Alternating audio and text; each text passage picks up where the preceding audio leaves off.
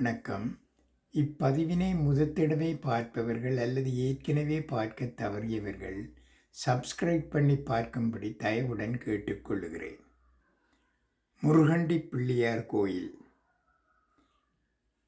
இலங்கையின் வடக்கே யாழ்ப்பாணத்தையும் கண்டி மற்றும் கொழும்பு போன்ற தென் மாகாணங்களையும் இணைக்கும் A9 நெடுஞ்சாலையில் அமைந்துள்ள ஒரு முக்கிய வழிபாட்டு தலம் முருகண்டி பிள்ளையார் கோயில் ஆகும்.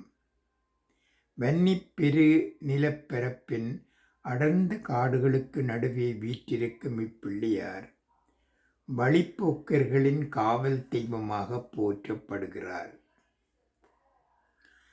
தோற்றமும் ஐதீகமும் இக்கோவிலின் வரலாறு மிக பழமையானது. நெடுஞ்சாலைகள் மற்றும் மோட்டார் வாகனங்கள் பயன்பாட்டிற்கு வருவதற்கு முன்பே மாட்டு வண்டிகளிலும் நடந்தும் பயணம் செய்த காலங்களில் இருந்தே இந்த ஆலயம் இருந்து வருகிறது. இக்காலத்தில் இப்பகுதி துலாவை பெருங்காடு என்று அழைக்கப்பட்டது.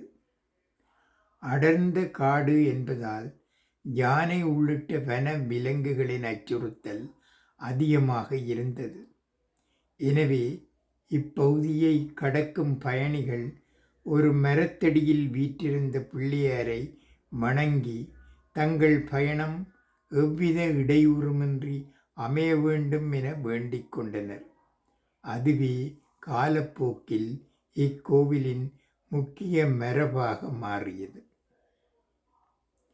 வழித்துணை விநாயகர் இக்கோவிலின் மிக முக்கிய அம்சம் A9 வீதியில் பயணிக்கும் எவரும் இங்கு இறங்கி தேங்காய் உடைத்து அல்லது கற்பூரமேற்றி வழிபட்ட பின்னரே தங்கள் பயணத்தை தொடர வேண்டும் என்ற எழுதப்படாத விதியாகும். அவ்வாறு செய்யாமல் சென்றால் பயணத்தில் தடங்கல்கள் அல்லது விபத்துக்கள் ஏற்படலாம் என்ற ஆழ்ந்த நம்பிக்கை மக்களிடம் உள்ளது. இதனால் சாதி மத பேதமின்றி அனைத்து தரப்பு மக்களும் இங்கு வழிபடுவதை காணலாம்.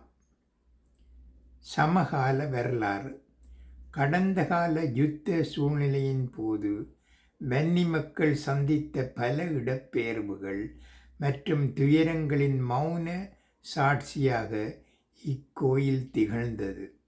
பல இக்கட்டான நேரங்களிலும் மக்கள் இக்கோவிலில் தங்கிச் சென்ற வரலாறுகள் உண்டு.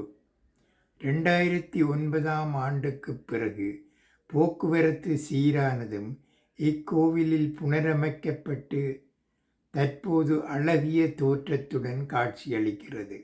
இங்கு வழங்கப்படும் அன்னதானம் மிகவும் சிறப்பு வாய்ந்தது. எவ்வளவு அவசரமான பயணமாக இருந்தாலும் ஒரு நிமிடம் நின்று வழித்துணைக்கு வரவேண்டும் என முருகண்டி பிள்ளையாரை வேண்டிச் செல்வது ஈழத்து மக்களின் பிரிக்க முடியாத வாழ்வியல் நெறியாகும். நன்றி, வணக்கம்.